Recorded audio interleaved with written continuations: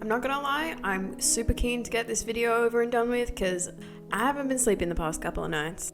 Hey guys, welcome back to my channel. So today I wanted to talk to you guys about my experience with sleep paralysis. It's something that I suffered with for about 6-9 months, maybe a year. I honestly can't remember. All I know is that I was really petrified to go to sleep for a very long time. So today I'm hoping to explore what sleep paralysis actually is. I'm going to go into a lot of detail about what it was like for me. Personally, I didn't just go into the first kind of like the normal experience that most people have.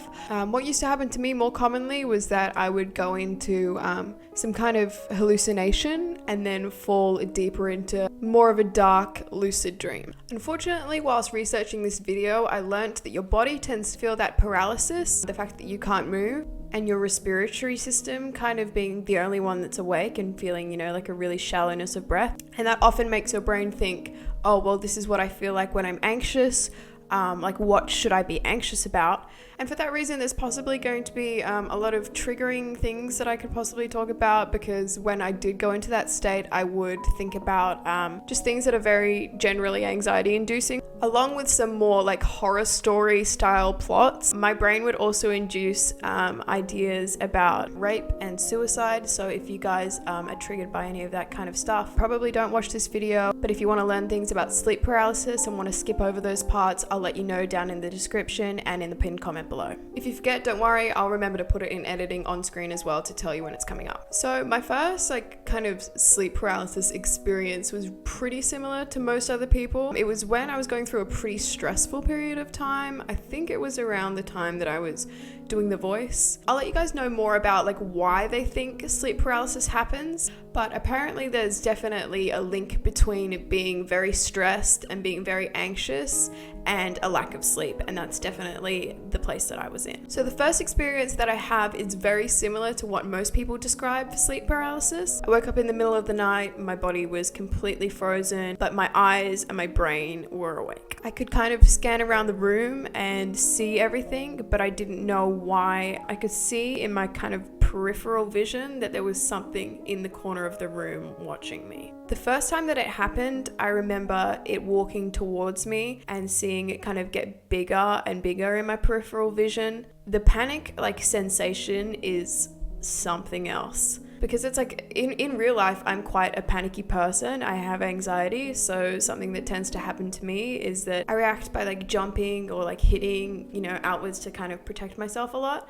So being in sleep paralysis where you can't move any of your limbs was so stressful for me. I remember digging my nails into my bed and scraping and trying to wake myself up, and the sensation of screaming at the top of your lungs to the point that when I woke up, I felt like my voice had been scratchy from yelling really hard, but obviously I wasn't yelling and nobody could hear me. Another one of the similar experiences that most people have is if it's not an intruder, it'll be something on their chest. So it'll be something similar to what I saw the first time, which is a black kind of presence coming over, and then to the point where you look eye to eye with it and it comes towards you to the point that it's on your chest or yelling in your face or something like that. I'm pretty sure I didn't experience that one. I think I just skipped over that step.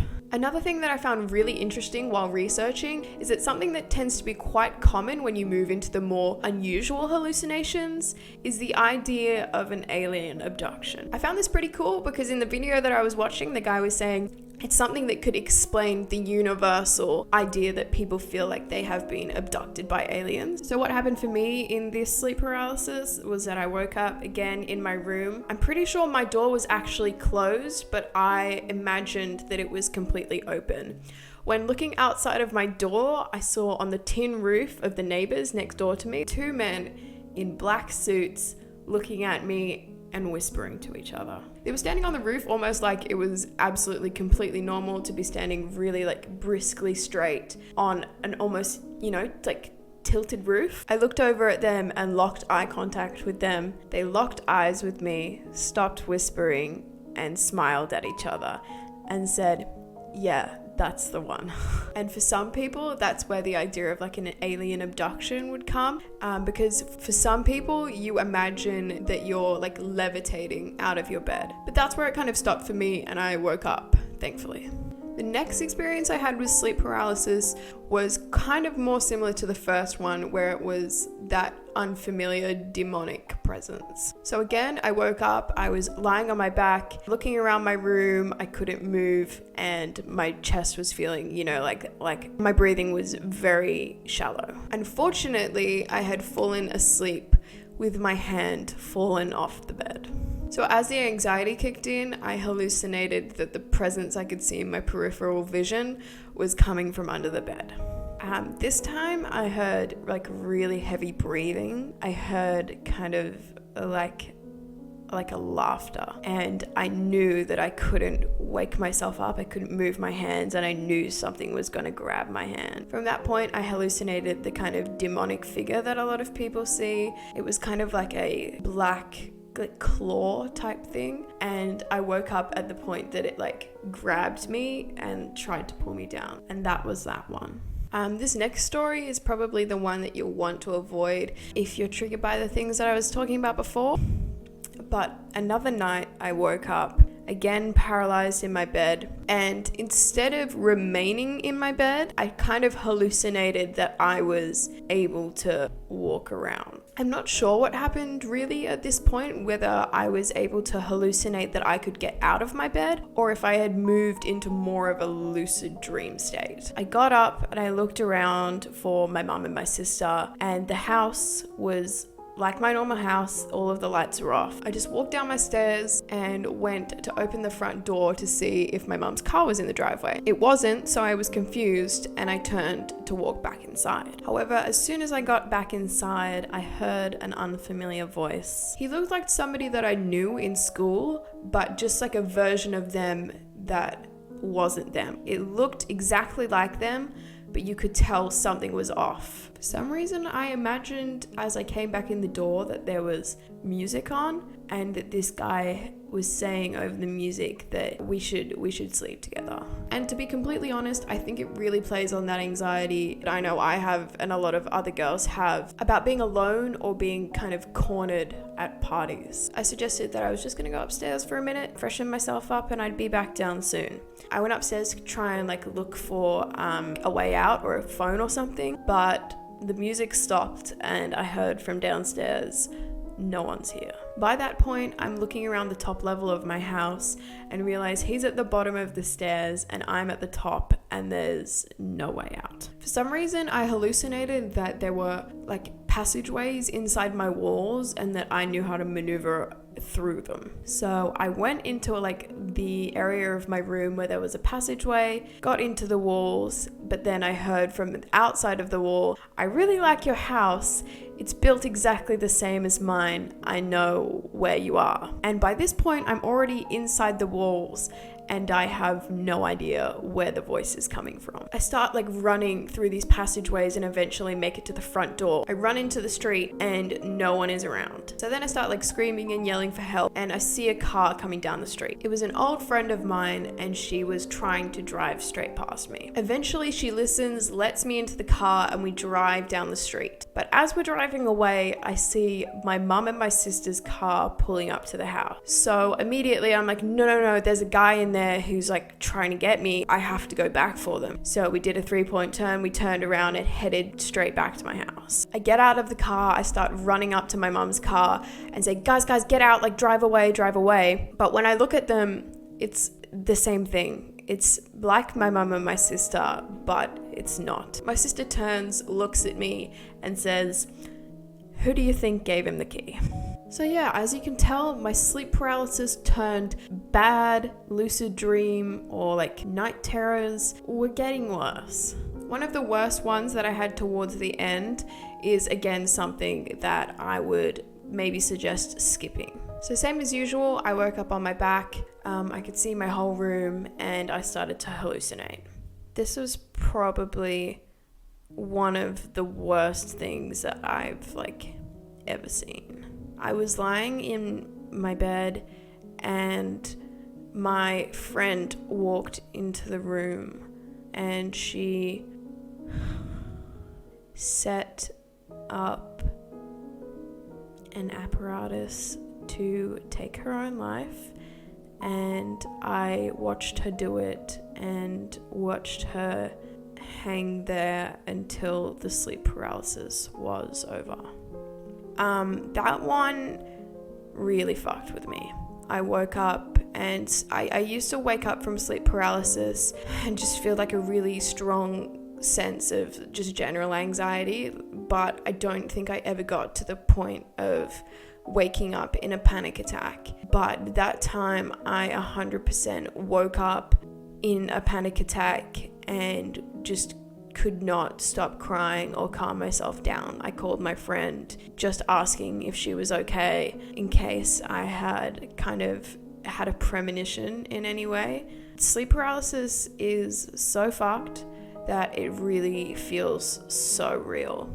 I don't know how else to describe it. The last instance of sleep paralysis that I remember having was nuts. This one doesn't deal with anything too heavy, but it was something that I woke up and remembered thinking, that's some next level horror movie shit.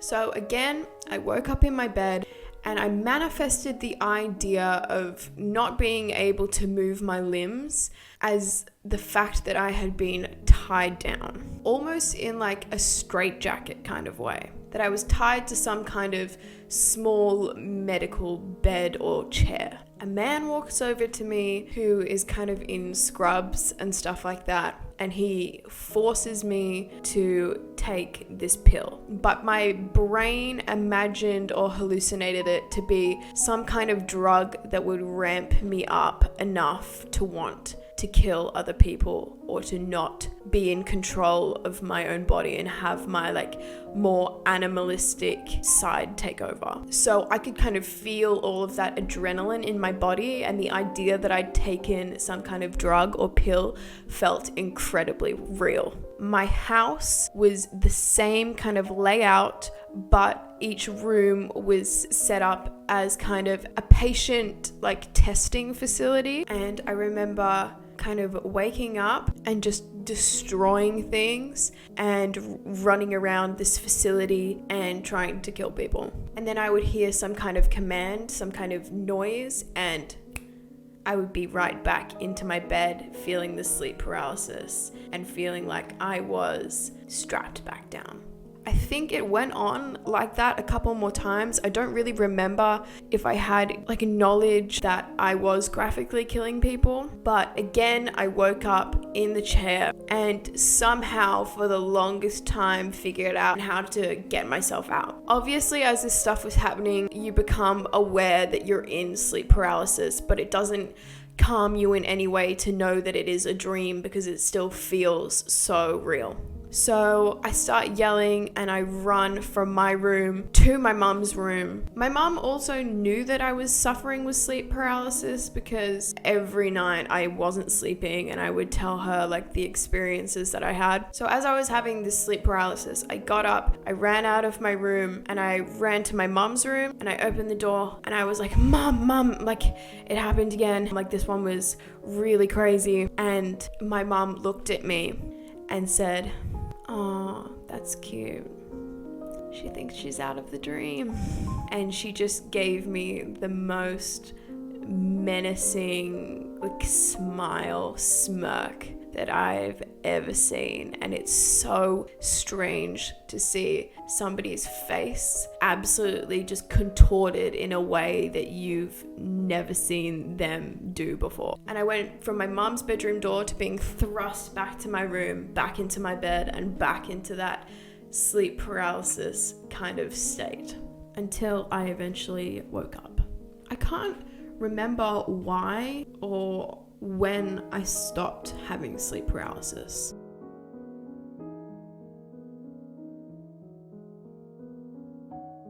Sleep paralysis tends to happen in the last kind of section of sleep called REM sleep.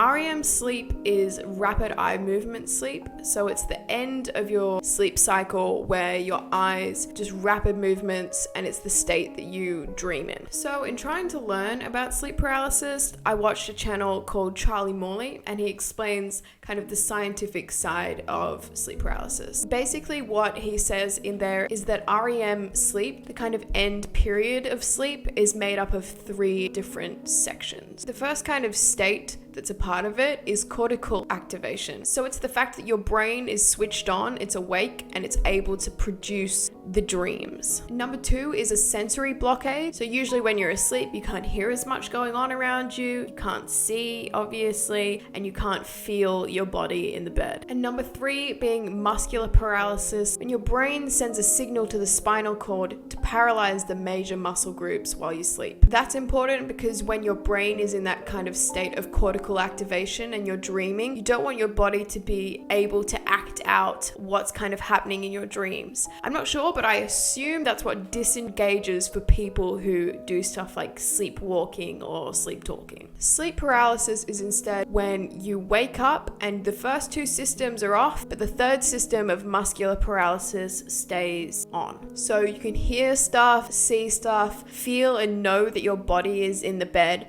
and keep dreaming but not be able to move. The only system that does stay on is your respiratory system. So that's why for many people it feels like there's a really intense pressure on your chest, because it's the only sensory thing that you're aware of. Something that Charlie suggests to get yourself out of this state of paralysis is making the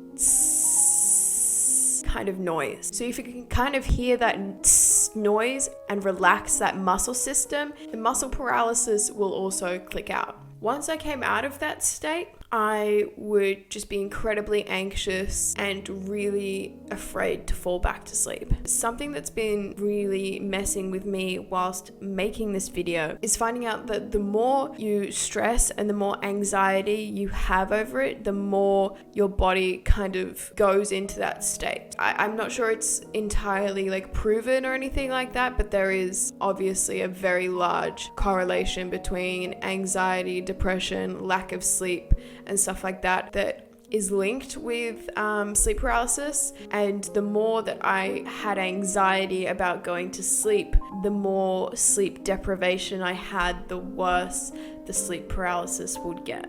Thanks for listening to my experience with sleep paralysis. If you want to tell me a bit about yours or have any questions, let me know down in the comments below.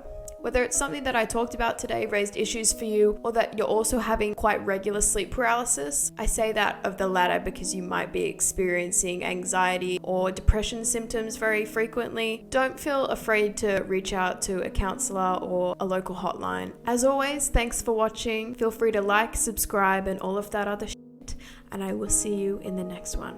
Bye bye.